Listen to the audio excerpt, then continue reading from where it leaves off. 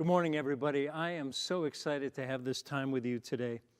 You know, one of our trainees from Minnesota who is here at the SAHM meetings for the very first time said to me last night, I can't believe the variety of people who are members of SAHM. So I've been thinking about that. I've been thinking about the variety of labels that describe who we are at SAHM, right here in this room. So look at who we are. A sanctum of scholars, a collective of clinicians, a trove of teachers, a raft of researchers, an assortment of advocates. That's us. We are SAHM. You know, as we look at the year ahead, knowing that our 2016 meetings will be in Washington, D.C., not far from the halls of Congress, let's consider how our Society for Adolescent Health and Medicine can add strength and speed to advancing the agenda for adolescent health. And toward that end, I'd like you to reflect on these three things: magic wands, bricks in the toilet tank, and the role that you will play in building the agenda for our young people. First, magic wands. Now, we all remember the magician's dramatic flourish, abracadabra, as the woman in the red satin dress suddenly disappears, or a flock of doves bursts from a hat with the wave of the wand. Abracadabra. You know where that comes from. It is derived from the Aramaic avara kedavra, translated as, quote, I will create as I speak. Or put another way, when I name it, it becomes real. You know, the ancient ones had an insight. It was reflected in their use of this term. They understood that for something to be made real, we have to name it. We have to say it. It's like the Velveteen Rabbit that becomes real in the English children's story because, quote, the little boy said it was so. The plush toy rabbit is transformed into a living creature. When we name something, we move it from invisible to visible. We see this in the work of Professor John Last, the great public health historian who posed this question: what does it take to create community-wide population-level change? How do we make it happen? How do we create authentic social change? And he explains that there are 4 steps involved. Public health action, social change requires first that we name the problem, because naming it brings it to consciousness, it makes us aware. Teen pregnancy, the problem with, quote, no easy answers, was named as a public health concern in America in 1978 by the Guttmacher Institute and by Child Trends Incorporated. HIV, identified in 1984, the hantavirus, 1993, violence as a public health issue in 2001. Naming makes it real. In step 2, we articulate causes and contributing factors, which leads us right into step 3, where we delineate the strategies that can prevent, reduce, contain, or control the threat to health. And then, whether we're talking about teenage pregnancy or river blindness, violence, malaria, depression, or automobile crashes, these 3 scientific steps are exactly the same. Name the problem, analyze causes and correlates, and then identify solutions. But step 4 is different. In step 4, we move solutions into action. We change programs, policy, and practice. In step 4, we mobilize political will and social resources to enact what works. And in this process of moving what we've named and what we know into action, we have come to understand that it's virtually fruitless to identify something as scientifically worthwhile and then expect abracadabra, it will become so. When it comes to moving evidence into action, waving the magic wand is not enough. The essential element to bridge that divide is what political scientists refer to as agenda building. Ask any group of adults who are old enough to remember these questions. How many of you in the early 1970s put a brick or a large stone in your toilet tank.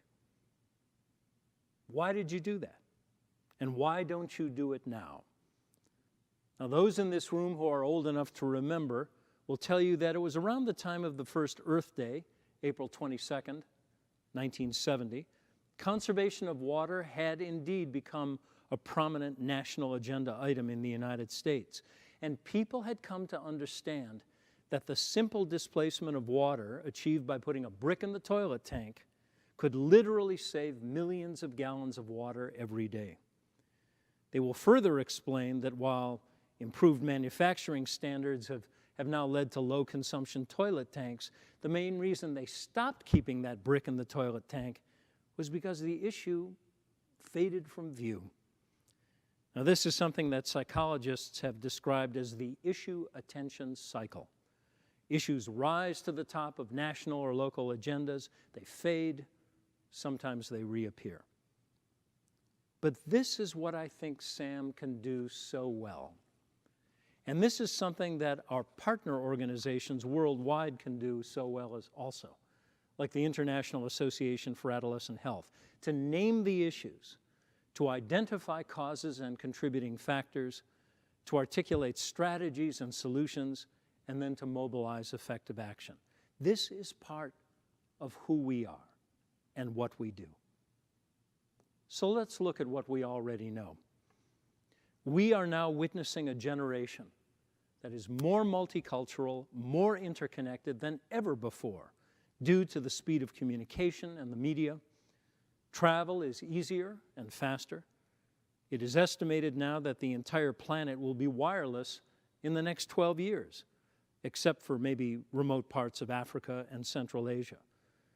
Children and youth have increased access to unfiltered news, access to information that ranges from accurate to downright dangerous. Adults, including healthcare providers, are no longer the key providers of information. We are the interpreters of information if we are doing our job right.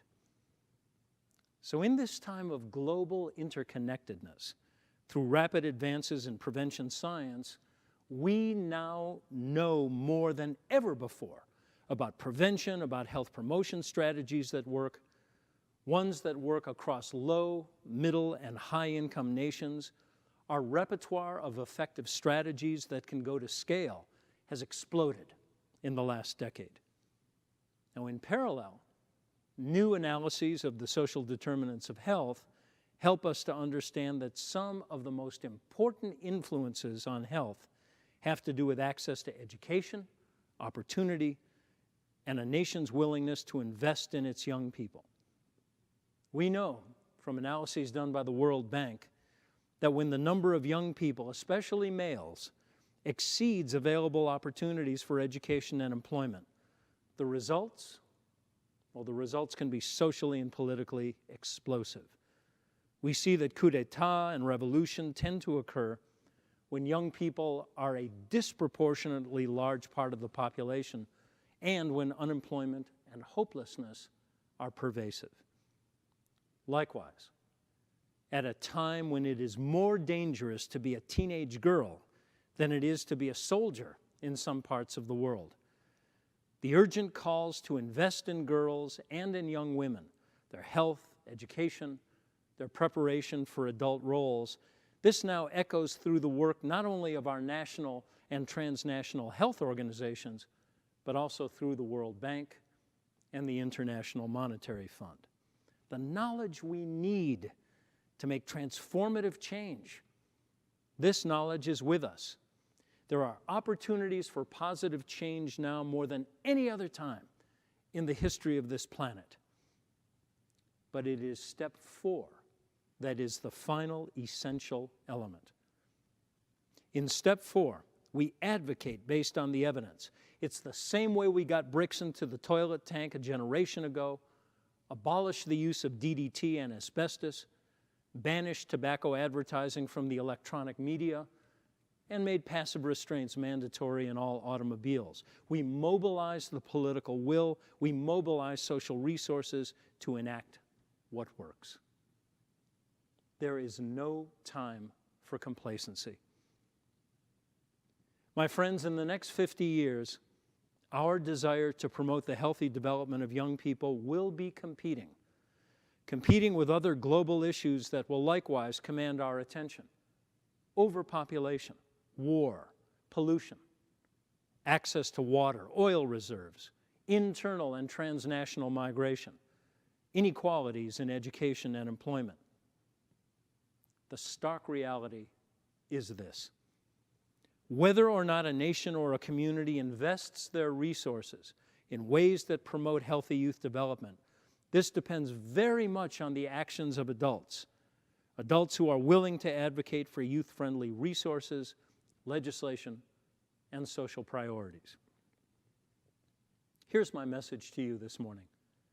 In a time of global interconnectedness, we must give attention to the fundamental needs of all young people, with a particular emphasis on these 5 elements. First, good mental and physical health, including reproductive health, plus the knowledge and skills required to promote health throughout adolescence into adulthood. Second, positive social values and relationships with peers, and a strong sense of connectedness with caring, competent adults that allow young people to develop a sense of identity, to develop a sense of themselves as responsible, contributing members to their community and to the larger society. Number 3, good preparation. Good preparation for adult life and adult roles. This includes a high-quality education with the motivation, skills, and opportunity to enter the workforce, and learning to be a caring and responsible friend, partner, spouse. Number 4, the capacity to make effective choices through the development of a sense of competence and confidence. And finally, number 5, we must cultivate in all of our young people the capacity to enjoy life, the capacity to experience a sense of well-being. These are universals. These do not change. These are part of the ongoing needs of all of our young people across nations, across political systems, in low, middle, and high-income nations. And adults must continue to play a key role in helping to assure the opportunities and the experiences that will allow young people to blossom in this way. Whether our work is in schools and universities, in clinics and communities, or within our institutions of power, we must be clear and insistent. This is the new reality. Our future will soon be in the hands of the largest generation of young people ever born. And failure to invest in this generation, that failure will destroy our earlier investments in maternal and child health. It will limit the future quality and length of life. Failure to invest in adolescence will increase suffering, inequality, and social instability. Our lives and the lives of our young people are forever interconnected. If we do not communicate this effectively, the critical issues of promoting adolescent health in a complex world will remain invisible and always receive less attention than responding to crises and high-profile emergencies. What a difference it makes. What a difference it makes to young people when they have places of quality and compassion that care about their healthy development. When our schools and communities are places of welcome, places that prepare them for a future full of options. When they have opportunities for active engagement, valued contribution, and fun. What a difference it makes when there are imaginative advocates who refuse to see adolescence as only a set of risk indicators and problems that must be managed. I see in this group here this morning a group of passionate people, people who think as complexly and deeply about populations of young people as you do about your own sons, your daughters, nieces, and nephews. This is the kind of imagination we need. This is what our youth deserve from us, and we cannot afford to do otherwise. So let me conclude. Let me conclude with some thoughts about what you can do for SAHM and what SAHM can do for you. In a busy world where we are pulled in multiple directions, I know it's hard to be a champion for community building and adolescent health. It's a fact that we rarely discuss at meetings such as these, but it's something that surely touches us all. So I must speak to you this morning about the issue of keeping ourselves full of optimism and energy. How can each of us make a difference in the face of all of the great challenges that we encounter? Mark Moford, who is a journalist from the San Francisco Chronicle, he said it like this, quote, "I hope you will never lose hope or become cynical about the job of transforming the world for our children, because we're counting on you. We need you." And with so many people seeming to give up on the idea of positive change, including in our civic institutions, we must affirm that taking care of ourselves is not selfish. This includes joining together, reinvigorating our sense of professional identity, immersing ourselves in the new knowledge and innovative practice that abounds, and receiving the mentoring that helps us to navigate those challenges, the challenges that can sap our enjoyment and energy and sense of hope. Joining together, it gives us the strength to fight the fights, to be of service, and to remain optimistic and hopeful when others become cynical and say, "Well, what makes you think that you can make a difference?" Don't let it get to you. It was the great Eleanor Roosevelt herself who said it so well. At a time when the United States was scornful about a woman being politically active and speaking straight from her conscience, Eleanor Roosevelt said, "No one can make you feel useless without your consent. Never give it a chance to sink in." Putting adolescent health on the world's agenda is so daunting. And this is exactly why we come together as colleagues to share ideas, to discuss strategies, and to enjoy time with each other. At SAHM, in this place, there is a place for each and every one of you. This is a lesson that I learned starting at my very first SAHM meeting in New Orleans 35 years ago, that in this organization, there is a power and a capacity to amplify the work of all of our members to achieve our shared goals. We nurture each other in the use of research methods that are robust and the pursuit of research questions that matter in the world, that are timely and relevant and have the potential to make a difference in the lives of our young people. With SAHM and with our partner organizations, we are more capable of moving research into practice quickly, more able to influence policy affecting young people. Through the collective, we are better together. We can more strongly assure we have a workforce that is eager and able to work with this age group. Through mentoring, encouragement, the opportunity to present, the chance to witness the work of a diverse, multidisciplinary organization with shared vision and priorities, this is how we energize ourselves. Ladies and gentlemen, we come together in the beautiful words of Marian Wright Edelman, founder of the Children's Defense Fund, so that our individual voices can swell into a strong and irresistible chorus. We know that when we return to our work as advocates, researchers, practitioners, and teachers, it is very important to be able to communicate our ideas about adolescent health to adults who may not understand young people, may not like them, may not feel very comfortable with them. So I invite all of you to partake. Our organization has a momentum that can propel individuals to a higher level of impact. Join our committees. Explore special interest groups and regional chapters. If you are early career, join the mentoring network and build a scaffold of mentors who will inform your research, service, and practice and help guide your career development. If you are mid and later career, use SAHM to expand your teaching and advocacy and take on new leadership roles that will reinvigorate your sense of contribution. So I'll close with a series of questions. And these questions come from Charles Schulz, the beloved creator of the famous cartoon series, Peanuts.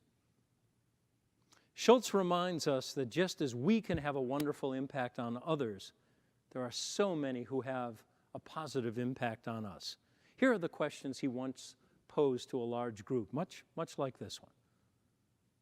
Who are the 5 wealthiest people in the world? Who are the last 5 winners of the Soccer World Cup? Who are the last 5 people who've won the Nobel Prize?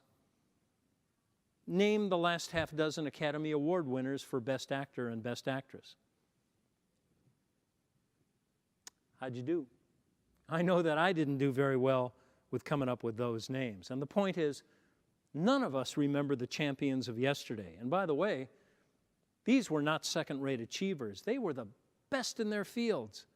But the applause dies, awards tarnish, achievements fade from memory. So here's another quiz. Let's see how you do with this one. List a few people, a few teachers in particular, who helped your journey through school. Name 5 people who have taught you something truly worthwhile. Think of a few people who helped you feel appreciated, special. Name a half dozen heroes whose stories have inspired you because they did what really mattered. And think of 2 or 3 times when people joined together in an organization, raised their voices, and made a real difference for others around them. And I would ask you to do this. Never doubt that your actions, your energy, your choices will make a real difference with the young people with whom you work. It is an honor to have had time with you today. Thank you.